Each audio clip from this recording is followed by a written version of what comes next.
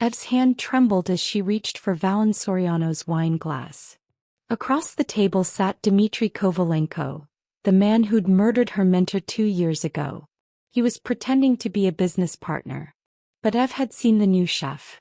The coordinated phone checks. The way the other partners positioned themselves. This wasn't a dinner. It was an assassination. She had 3 seconds to decide. Stay silent and let the most dangerous man in the city die, or whisper 2 words that would destroy the life she'd built in hiding.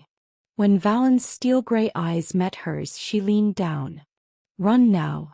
If you want to see how this deadly night unfolded and what happened after that desperate warning, subscribe and drop a comment telling us where you're watching from.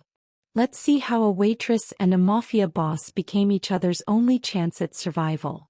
2 years. That's how long Evelyn Shao had been hiding from the Kovalenko syndicate.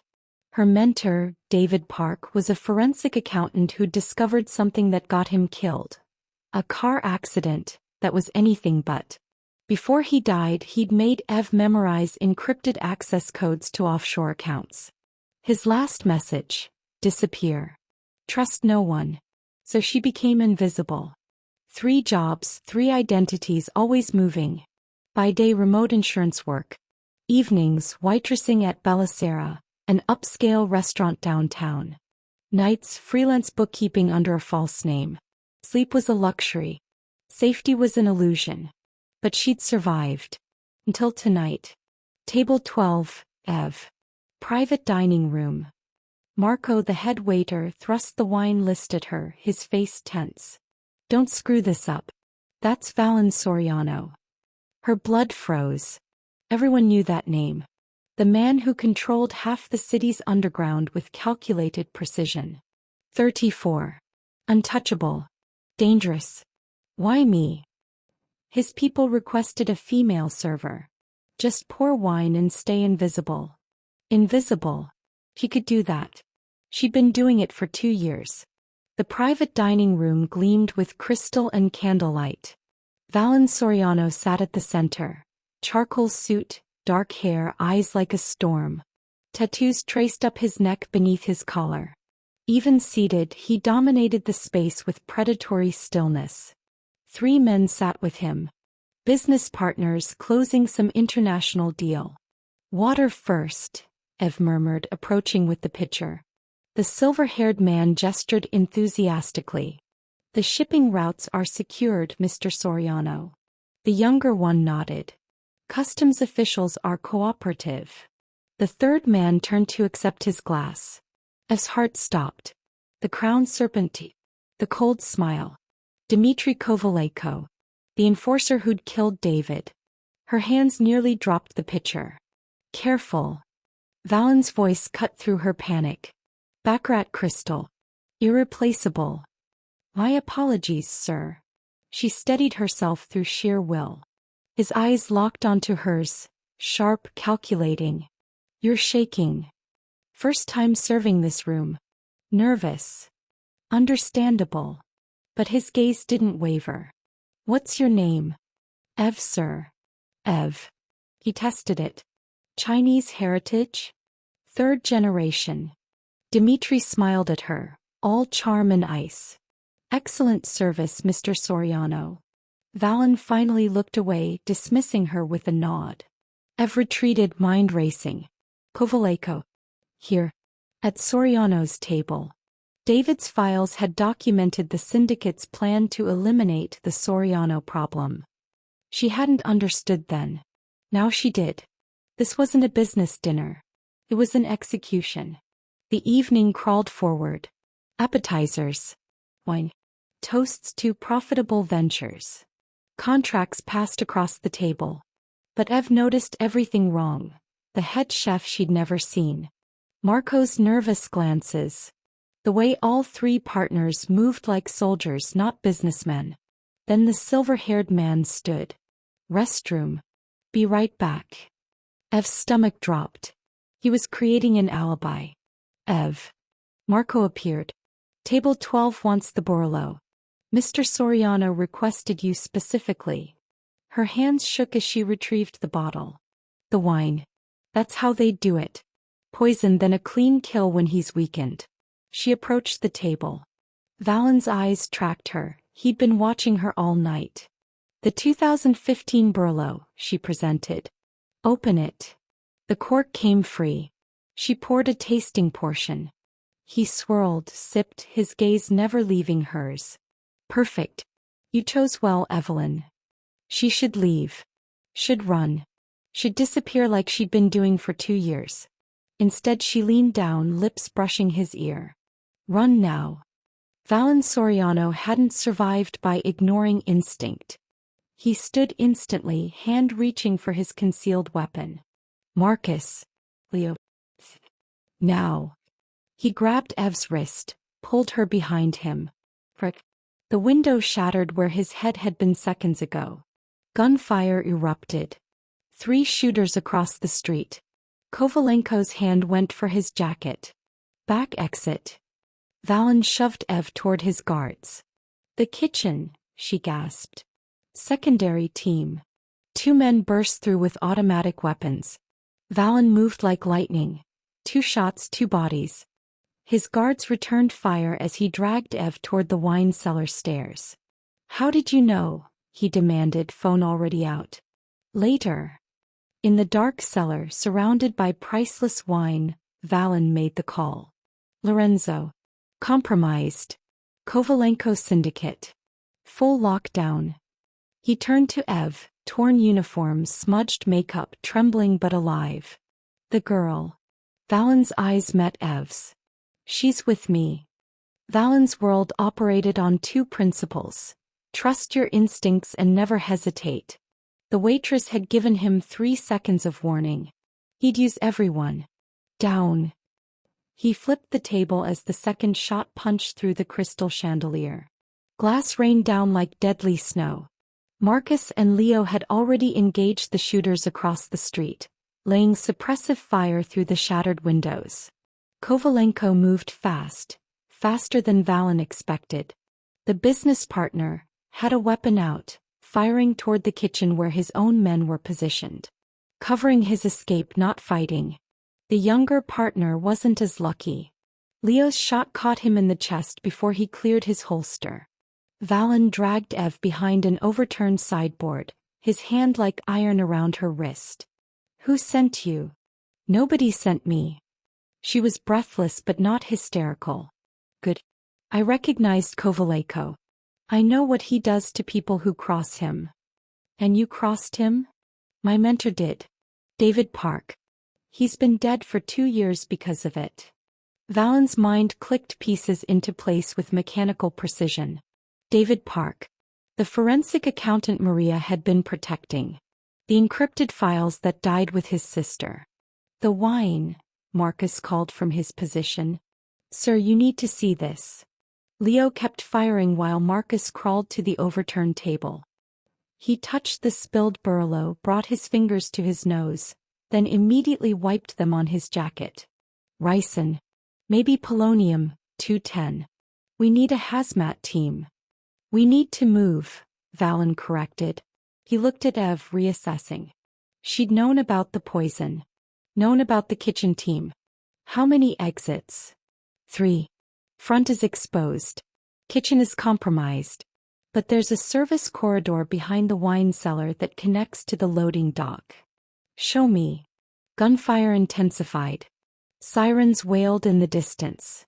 Someone had called the police, which meant they had minutes before this became exponentially more complicated. Corrupt cops on Kovalenko's payroll would arrive first, seal the exits, finish what the shooters started. Ev moved without hesitation, leading them back toward the wine cellar stairs. She navigated the darkness like she'd memorized every step, every turn. Valen followed, Marcus and Leo covering their retreat with disciplined efficiency. The service corridor was narrow, lined with industrial pipes and electrical conduits. Ev's heels clicked against concrete until she stopped, yanked them off and continued barefoot. Practical. Valen filed that detail away. How do you know this route? He asked, keeping his weapon trained on the shadows ahead. I explore everywhere I work. Always know the exits. David taught me that. Smart man. Dead man, she corrected, her voice flat. The loading dock was chaos. Delivery trucks, dumpsters, restaurant staff fleeing in every direction. Valen's armored Mercedes was already there, Lorenzo at the wheel, engine running. His second-in-command had anticipated the extraction point perfectly. Now. Valen pushed Ev toward the car. She hesitated at the door, looking back at the restaurant. Smoke billowed from the shattered windows. Emergency vehicles screamed closer. Her entire life was in that building. Her purse, her keys, her carefully constructed identity. Everything you left behind is already compromised, Valen said, reading her thoughts. Kovalenko knows your face. That means you're dead if you go back. I have nowhere else to go. You do now. He guided her into the car, slid in beside her. Drive. Lorenzo pulled out as the first police cars arrived, lights strobing red and blue across the building's facade. Through the rear window, Ev watched Belisara disappear, watched the last 2 years of careful invisibility evaporate in gunfire and blood. Valen was already on his phone, issuing rapid commands. Lock down the penthouse. Pull surveillance from every camera within 6 blocks of Belisara. I want Kovalenko's location within the hour. And get me everything we have on David Park. He ended the call and turned to Ev, who sat rigid against the leather seat, arms wrapped around herself. You saved my life tonight, Valen said. That buys you protection. But I need answers, and I need them now. Starting with what David Park discovered that was worth killing for. Ev met his eyes, storm gray and utterly uncompromising. Everything, she whispered. He discovered everything. The Mercedes wove through traffic like a predator, Lorenzo taking side streets and alleys that didn't appear on any GPS. Valen kept his weapon in his lap, eyes scanning every intersection, every shadow. Beside him, Ev had stopped trembling. That worried him more than the shaking had. Talk, he said. Before I decide, you're more liability than asset. My name is Evelyn Shao. I was a forensic accountant for Steinberg and Associates before I went into hiding. 2 years ago I was subpoenaed to testify in a federal case against Kovalenko syndicate front companies. Money laundering, racketeering, fraud. Standard financial crimes. Nothing about the Kovalenkos is standard. I learned that when my mentor turned up dead 3 days before the trial. Her voice was steady, but her hands twisted in her lap. David Park. Car accident on the FDR Drive. Brake failure, they said. He went into the East River. They never recovered his body. Valen's jaw tightened. He knew that story. Everyone in his world knew that story. The accountant who disappeared before he could put 12 Kovalenko operatives in federal prison. The case had collapsed without him. You were his protégé. I was his researcher. He taught me how to trace money through shell companies, offshore accounts, cryptocurrency wallets. He showed me the patterns. I've looked out the window at the city sliding past. The day he died, he called me. Told me to memorize specific account numbers and encryption codes. Said if anything happened to him, I was the only one who could access the files. And you memorized them. All of them. David had a photographic memory. He taught me his techniques. She recited a string of numbers and letters without hesitation.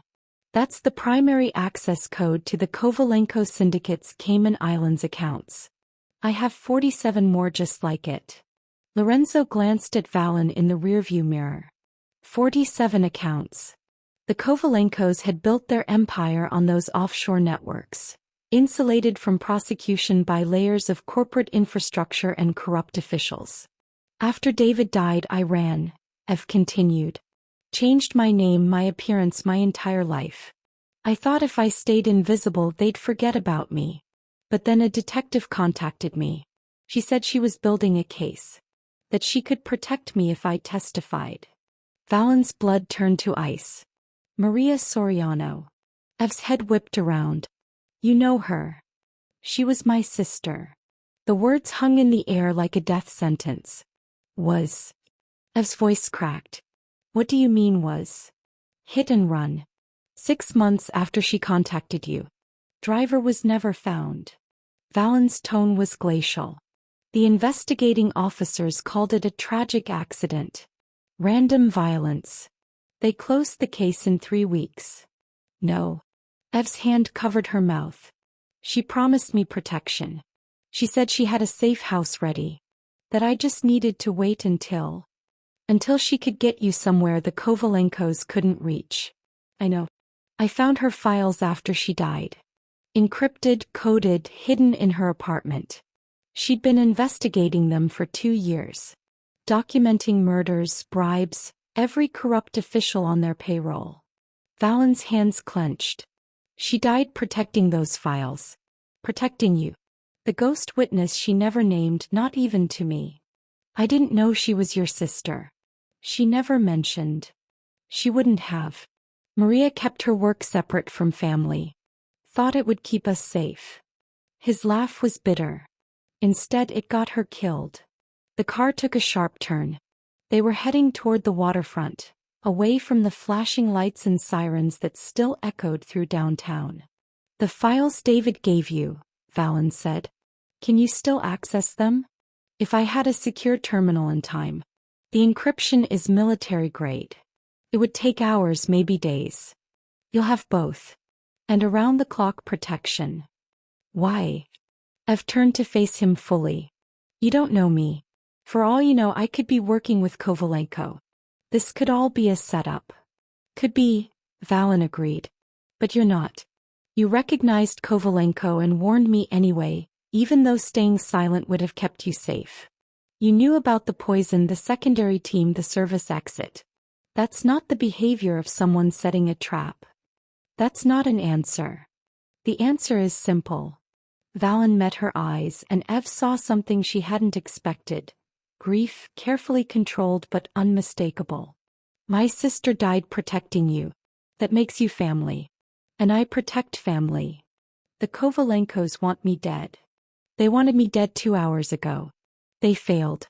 Now they've declared war on both of us.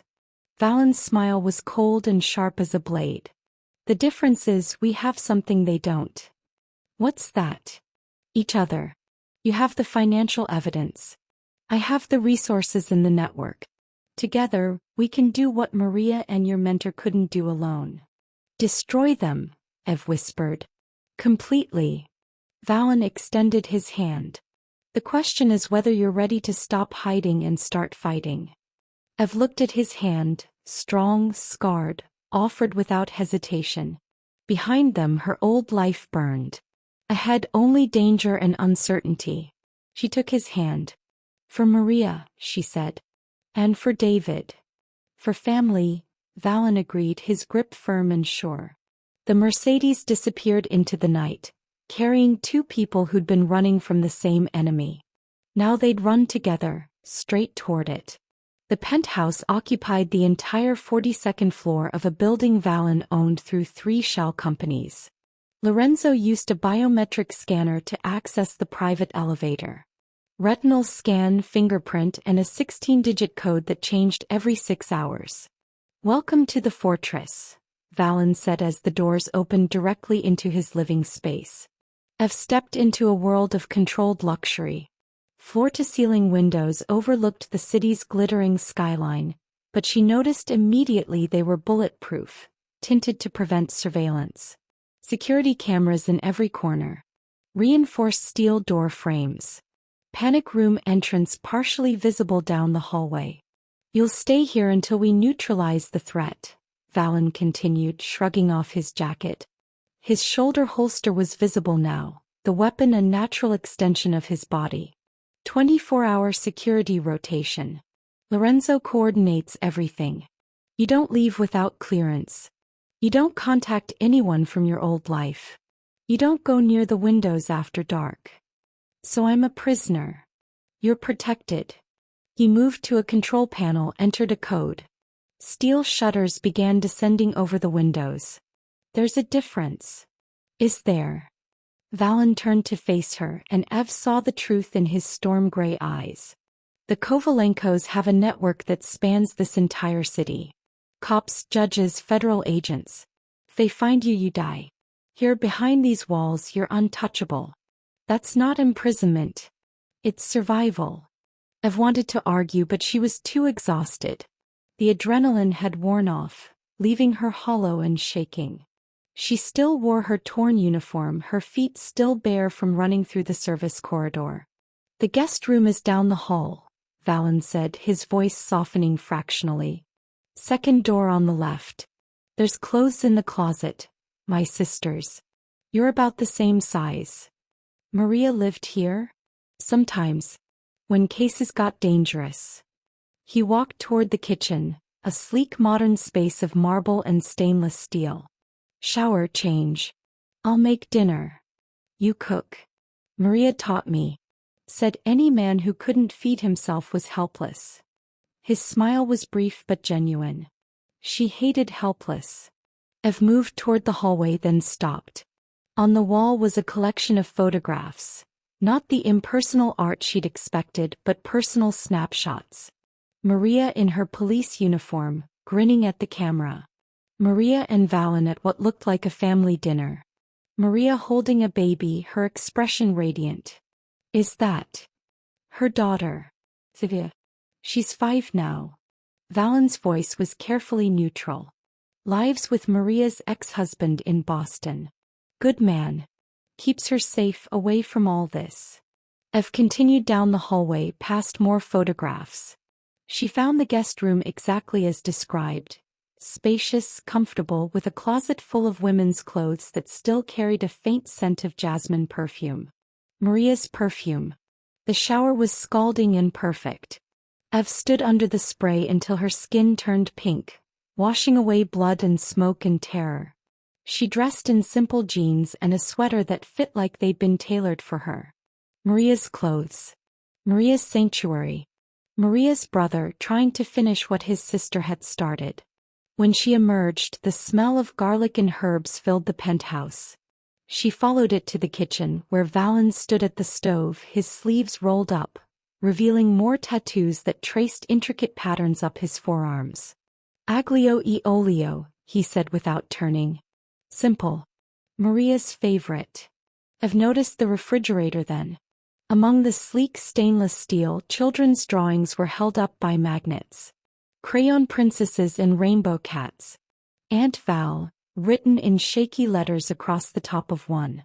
Sophia sends them every week, Valen explained, catching her looking.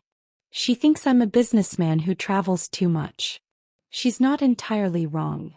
On the counter sat a beautiful chess set, the pieces hand-carved wood. Valen saw her gaze. Maria gave me that for my 30th birthday. Said I needed a hobby that didn't involve threats or violence. He plated the pasta with practiced efficiency. We played every Sunday she wasn't working a case. She won most games. Most. She was a better detective than chess player. Too impulsive. He set the plates on the island. But she never gave up. Even when she knew she was losing, she'd fight until the last piece fell. Ev sat across from him, this man who'd been a name whispered in fear just hours ago. Now he was cooking his dead sister's favorite meal, surrounded by his niece's artwork, talking about chess games and Sunday dinners. You miss her, Ev said quietly. Every day. Valen met her eyes. She was the only family I had left. The only person who saw who I really was, not what I had to become. What did you have to become? Someone who survives. He took a bite of pasta, chewed thoughtfully. Someone who protects what matters no matter the cost. They ate in comfortable silence, the city's lights twinkling beyond the bulletproof glass. Ev realized that for the first time in 2 years she wasn't planning her next escape route. Wasn't cataloging exits or preparing to run.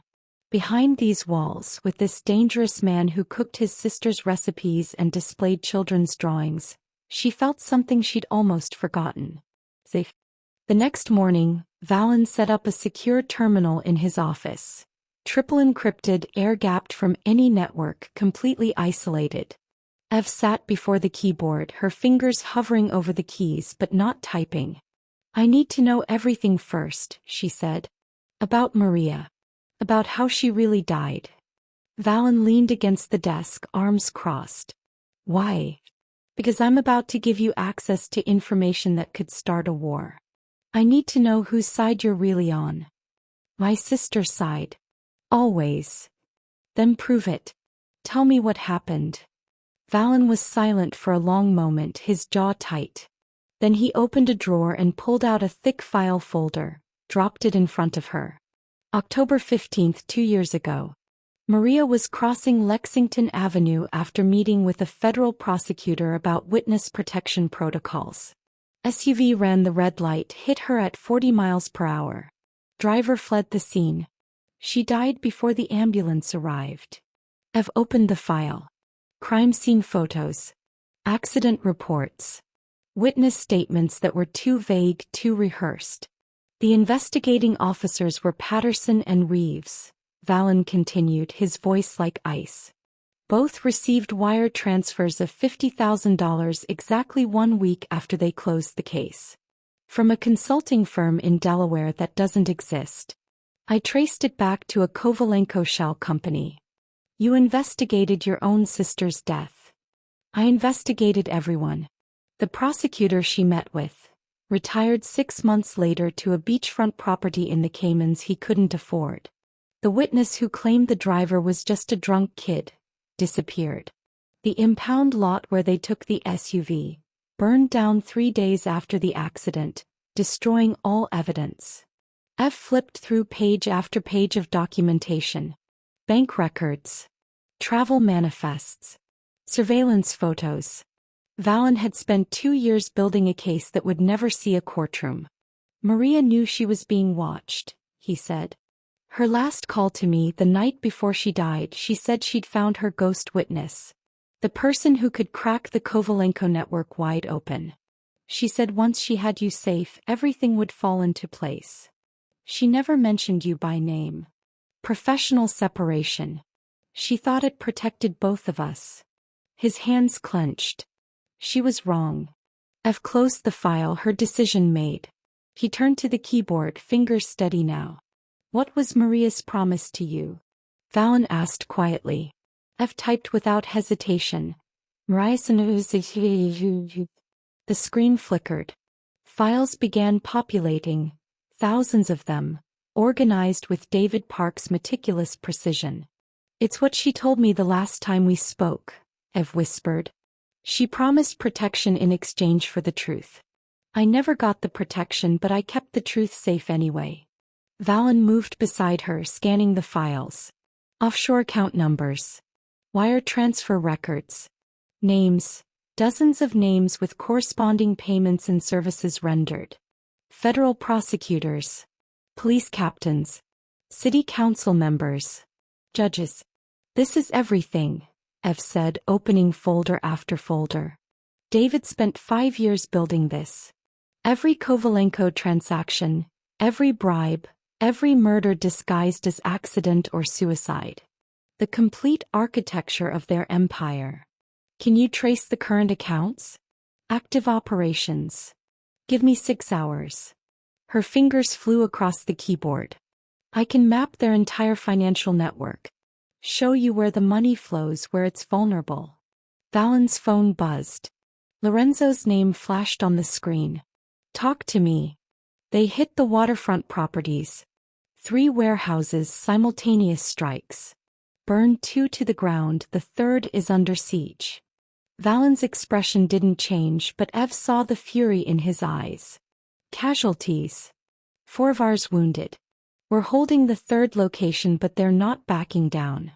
This is a statement, boss. Send the message back. Full response protocols. I want those warehouses defended, and I want to know who gave the orders. He ended the call and turned to Ev. They know you're with me. This is retaliation. For saving your life? For making them fail. The Kovalenkos don't tolerate failure. Valen pulled his weapon, checked the magazine. Lorenzo will stay with you. Don't leave this room. Don't touch the windows.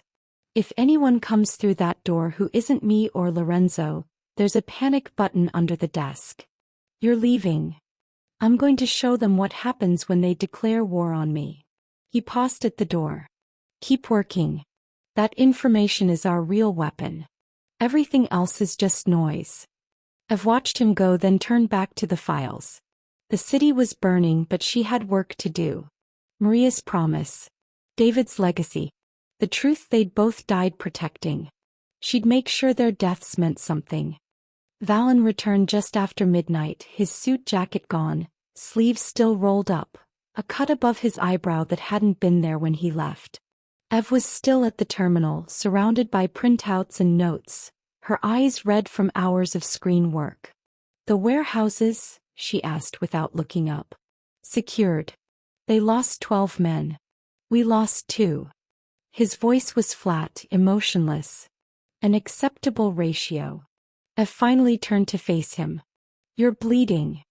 It's nothing. He poured himself 2 fingers of whiskey, downed it in one swallow. What did you find? Everything. She gestured to the documents covering the desk. Active accounts in 7 countries. Current operations, drug distribution, human trafficking, weapons deals. And the corrupt officials still on their payroll. She pulled up a spreadsheet. 43 names. Including the deputy commissioner and 2 assistant district attorneys. Valen studied the list, his expression darkening. This is prosecutable? With the right legal team and protection for witnesses, yes. David built this case to withstand any defense. It's airtight. Then we need to formalize our arrangement. Valen sat across from her, his gaze intense. I'm proposing a partnership. You provide forensic analysis and testimony. I provide security, resources, and access to the few law enforcement contacts I can still trust. Together, we build a case that destroys the Kovalenko syndicate completely. What's my role in this partnership? You decrypt the files. You prepare testimony. You stay safe while my people and our legal team do the rest. No. Ev's voice was firm. I'm not hiding in this penthouse while you fight my battle. It's not your battle anymore. It's ours. Exactly. Which means I'm part of the strategy, not an asset to be protected and displayed when convenient. She stood, meeting his eyes without flinching. I didn't spend 2 years memorizing offshore account structures just to hand them over and disappear. I want justice for Maria. For David. That means I'm at the table when decisions are made. Valen studied her for a long moment, then smiled. A real smile that transformed his face. You're not what I expected. What did you expect? A frightened witness who needed saving. Someone to protect and manage. I am frightened, Ev admitted. But I'm also angry. And I have skills you need. I can trace money faster than any forensic accountant in law enforcement. I can testify to chain of custody on evidence. I can explain complex financial crimes in ways juries understand. She crossed her arms. So either I'm a partner with a voice or you can figure out these encrypted files yourself. You're serious. Completely. Valen laughed, a sound of genuine appreciation. Maria would have liked you. She had the same fire. Is that a yes? It's a yes. He extended his hand across the desk. Full partnership. You're in on strategy, planning, everything. But you follow security protocols without question. Deal. Ev shook his hand. Deal. Good. Because we have a meeting in 6 hours. Valen checked his watch. My attorney Marcus Chen and 2 detectives I trust, Rodriguez and Kim. They've been building corruption cases for years, waiting for evidence strong enough to move on. You're bringing me to a strategy meeting? You wanted a seat at the table. Welcome to the table. He moved toward the door, then paused. Get some sleep first. You'll need it. These meetings run long. Valen. He turned back. Thank you. For trusting me. You saved my life, then handed me the keys to destroying my enemies. Trust is the least I owe you. His expression softened. Besides, Maria trusted you. That's good enough for me. After he left, Ev sat in the quiet office, staring at the files that represented 2 years of running, 2 years of fear. Now they represented something else. Justice. Power. Partnership. She wasn't hiding anymore. He was fighting back. And with Valen Soriano beside her, she might actually win. 3 weeks in the fortress and Ev had learned the rhythm of captivity. Mornings began at 7 with coffee, dark roast, no sugar, delivered by Lorenzo while she reviewed overnight reports. By 8 she was at the terminal, tracing wire transfers and building financial maps that showed the Kovalenko network like a diseased organism, every connection documented and categorized. Valen joined her by 9, fresh from his own meetings, bringing strategy and context to her numbers. They worked in tandem, her analytical precision complementing his tactical mind. Detective Rodriguez checked in daily via encrypted video calls. Marcus Chin, the attorney, visited twice a week with legal updates and court filing strategies. The case was coming together. Fully. Methodically. Perfectly. But it was the quiet moments that undid her. Last week, Ev had been on the phone with a hospital billing department, trying to negotiate her mother's physical therapy costs, a debt she'd been managing remotely through careful budgeting and creative payment plans. She'd ended the call frustrated, knowing the bills would continue mounting, eating into her non-existent savings. 2 days later, Lorenzo had handed her a letter. The hospital debt, all $63,000, paid in full by an anonymous donor. She'd confronted Valen immediately. "You had no right." "I had every right. Your mother needs care. You were hemorrhaging money trying to provide it while working a case that pays nothing." He hadn't looked up from his documents. "Consider it a signing bonus." "I don't need charity." "It's not charity. It's partnership." He'd finally met her eyes. "You can't focus on destroying the Kovalenkos if you're worried about your mother's medical bills." I removed an obstacle. She'd wanted to argue, but the relief had been overwhelming. Her mother was safe. Cared for. That weight carried for 2 years suddenly lifted. The kindnesses continued, small and devastating. Her favorite tea, jasmine green, a specific brand she'd mentioned once, appeared in the kitchen. When she worked past midnight, Valen worked alongside her, ordering Thai food from the restaurant Maria had loved. He taught her to use the gun he'd given her for emergencies, his hands steady on her shoulders as he adjusted her stance, his voice patient as he explained sight alignment and trigger discipline. "You're a natural," he'd said after she'd hit center mass 3 times in succession. "I'm terrified." "Good. Fear keeps you sharp." His hand had lingered on her shoulder a moment too long. "But you don't let it control you anymore. That's growth." The nights were the hardest. They'd fallen into a pattern of working late, the city lights glittering beyond the bulletproof glass, sharing the comfortable silence of people who understood each other without explanation. Ev would find herself watching him. The way his jaw tightened when he read about another corrupt official, the way his hands moved with lethal grace even when just turning pages, the rare smile that transformed his entire face when they uncovered a particularly damning piece of evidence. She was falling for him. Had been falling since that first night when he'd cooked pasta and shown her Maria's chess set. Maybe even earlier when he'd grabbed her wrist in the restaurant and chosen to trust a stranger's warning. It was dangerous and stupid and completely inevitable. Tonight they sat across from each other at the dining table, reviewing witness protection protocols. Ev's eyes burned from hours of reading legal documents. He rubbed them exhausted. "You should sleep," Valen said, his voice rough from talking all day. "So should you." "I will. Soon." But neither of them moved. The air between them felt charged, electric with unspoken tension.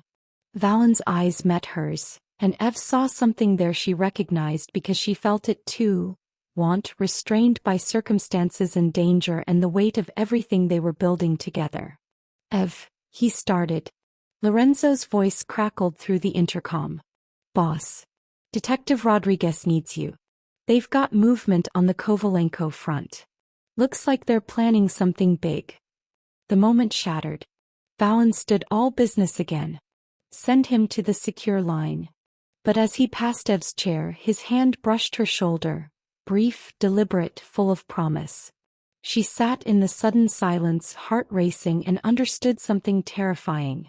She wasn't just falling for Valen Soriano. She'd already fallen. And in their world, love was the most dangerous weapon of all. The dress was midnight blue designer, fitted perfectly to Ev's frame. Valen had it delivered that morning along with shoes, jewelry, and a stylist who transformed her from hidden witness to society companion in 3 hours. This is necessary, Valen said as they rode the elevator down to the waiting car. He wore a tuxedo that made him look like he'd stepped out of a film, dangerous elegance personified. The annual Children's Hospital Gala. Half the city's elite will be there. If I don't attend, it signals weakness. And bringing me? Signals that I'm not afraid. That my life continues normally despite recent events. His eyes met hers. It also puts you under the protection of 500 witnesses. The Kovalenkos won't move against you in public. You're using me as bait. I'm using us as a statement. He adjusted his cufflinks. There's a difference. The gala was held at the Metropolitan Club, all marble columns and crystal chandeliers. Ev felt every eye track them as they entered, whispers following in their wake. Valen's hand rested on the small of her back, possessive and protective. Soriano. Good to see you. A silver-haired businessman approached, champagne in hand. Heard there was some trouble at Bellicera last month. Kitchen fire, Valen said smoothly. Nothing serious. And your lovely companion? Evelyn Shaw. My business consultant. Ev shook hands, smiled, played the role perfectly. Years of staying invisible had taught her to read people, to mirror what they expected. Tonight she was confident, poised, exactly the kind of woman who'd stand beside a man like Valen Soriano. They made their rounds, donors, politicians, socialites. Valen introduced her naturally, his hand never leaving her back. To observers they looked like any powerful couple. Only Ev felt the tension in his touch, the way his eyes constantly scanned the room for threats. She saw Dmitry Kovalenko before Valen did. He stood near the bar, impeccable in a white dinner jacket, speaking with a city councilman. Their eyes met across the room and his smile was cold poison. He's here, Ev murmured. Valen's hand tightened fractionally on her waist. I know. Stay close. But Kovalenko was already approaching, the councilman trailing behind like a loyal dog. Soriano. What a pleasant surprise. His accent was slight, cultured. I heard you'd been keeping a low profile. Rumors of my reclusiveness are greatly exaggerated. Valen's smile didn't reach his eyes.